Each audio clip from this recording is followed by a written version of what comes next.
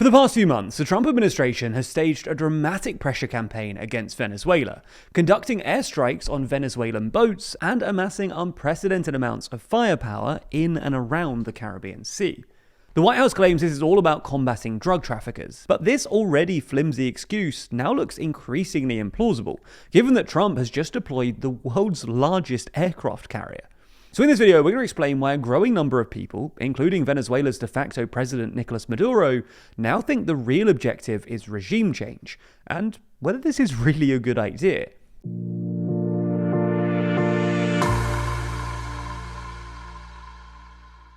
Never miss an episode and always feel in the loop by subscribing and ringing the bell. So let's start by explaining why it looks that regime change is Trump's real objective in Venezuela.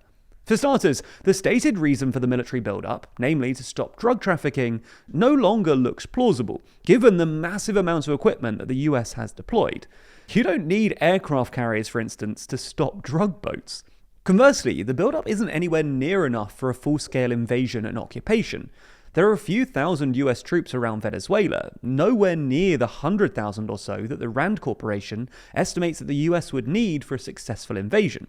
You get the idea then. The deployment is too big for drugs, but it's too small for an invasion, which suggests that its intention is somewhere in between, like, say, a regime change. This would be consistent with the recent revelation that Trump has authorized the CIA to carry out operations inside of Venezuela, and it's something that Trump's Secretary of State Marco Rubio has long been in favor of. Rubio is a relatively enthusiastic supporter of American intervention, hence his reputation as a neocon, and has close ties to the main Venezuelan opposition movement led by Nobel Prize winner Maria Corina Machado. But how would regime change actually happen here? Well, broadly speaking, there are two ways. A sustained pressure campaign that eventually convinces Maduro to leave voluntarily, or some sort of limited military occupation, like airstrikes on government facilities, or a so-called snatch and grab operation, which would involve sending US special forces to capture Maduro and steal him out of the country. At the moment, the second option looks most likely, for at least three reasons. Firstly, Maduro has just consistently ruled out voluntarily stepping down. Secondly, this decision would be consistent with Trump's decision to approve CIA operations in Venezuela and the recent deployment of Nightbird helicopters, which have been used previously to insert troops behind enemy lines in Somalia and Pakistan. And third, the New York Times has reported that the US cut off negotiations with Maduro in early October, which had begun in September after Maduro had offered to give American companies preferential access to Venezuela's oil and mineral wealth. It's hard not to read the severing of diplomatic relations as a potential precursor to military action, especially when you take into account Rubio's recent rhetoric on this issue. In September, for instance, Rubio told reporters in Ecuador that Maduro's administration is, quote, not a government or a political regime, they are a terrorist organization. This sounds a lot like a preemptive legal justification for military action.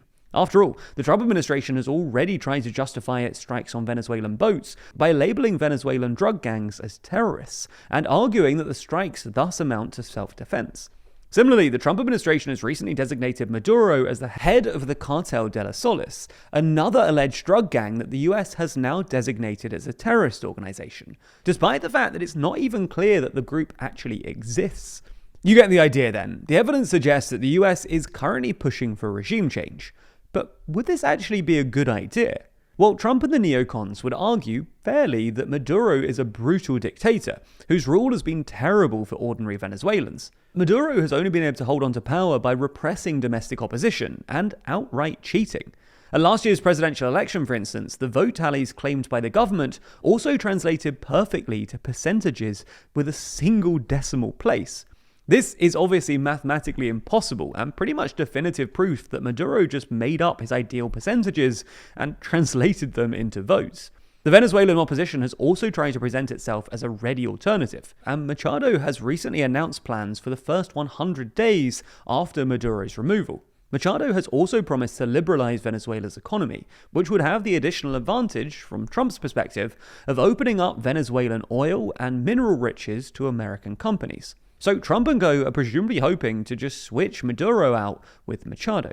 But not only would military action probably be an extraordinary violation of international law that would enrage the international community, history also suggests that it probably wouldn't work. These sorts of regime change operations rarely go to plan. Afghanistan and Iraq are the most obvious examples, but there are a host of other examples closer to home too. Reoccurring American interference in Haiti, for instance, clearly hasn't done any good.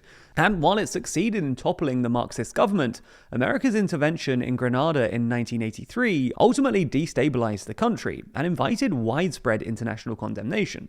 More recently, Trump's flirtations with regime change in Iran have apparently backfired too. While the Ayatollah's regime is clearly genuinely unpopular with most Iranians, the American and Israeli airstrikes apparently engendered a rally around the flag effect, which temporarily bolstered their standing. Perhaps the only successful example of this sort of regime change in recent history is the 1989 invasion of Panama, when some 20,000 US troops ousted General Noriega. Noriega and his security services were overwhelmed overnight, and the new government, installed by the US, oversaw a relatively painless transition to democracy. But Venezuela and Panama are disanalogous to this situation in a number of respects. For starters, Venezuela is a lot bigger than Panama.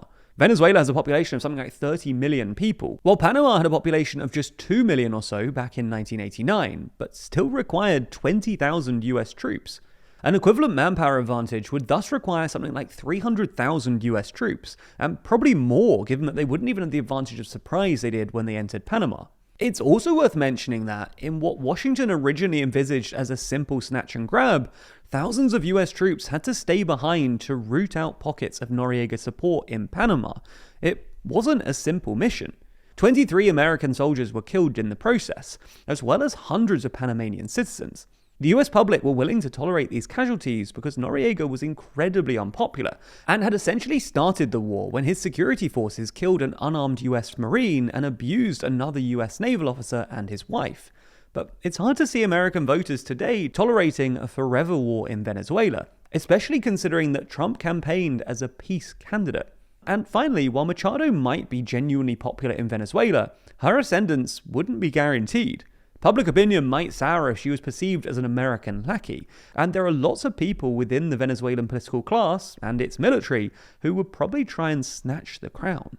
If you're interested in learning more about this topic, then there's plenty of other outlets reporting on it online. But what about everything you don't see? Or what about the sources you've grown to trust that are purposefully leaving out information? Thankfully, our sponsor this week, Ground News, are experts at lifting the veil on media bias. That's because Ground News is a website and app that gathers thousands of articles from across the world, expertly merging all different sides of political bias into one place, making it simple to see multiple perspectives on the same event. In addition, every single story comes with a detailed view of the bias distribution, factuality scores, and even specific ownership information. For example, if we take this story on the recent military buildup in the Caribbean, you can see that there are 299 sources reporting on it, and it's all featured here in one place. In fact, if we delve a bit deeper, you can even see that most of the coverage is coming from the center. While it would normally be overwhelming to sift through thousands of articles to find out how they're being reported differently by either side, Ground News offers a handy bias comparison feature where you can do this with a click of a button. For instance, if we go back to this story on the US buildup, we're able to learn that the left is framing it as yet another misguided bit of American interventionism, while the right is framing it as a necessary show of force. But that's not all. For stories that have been disproportionately covered by one side of the political spectrum or the other, their aptly named blind spot feed puts all of those into one place to help you stay grounded and informed. So if you want to begin questioning the narrative, instead of just consuming it, you can get started today as we're partnering with Ground News to offer you 40% off their unlimited access Vantage plan. Just subscribe through the link in the description or scan the QR code on screen, and you'll be supporting an independent news platform working to make the media landscape more transparent.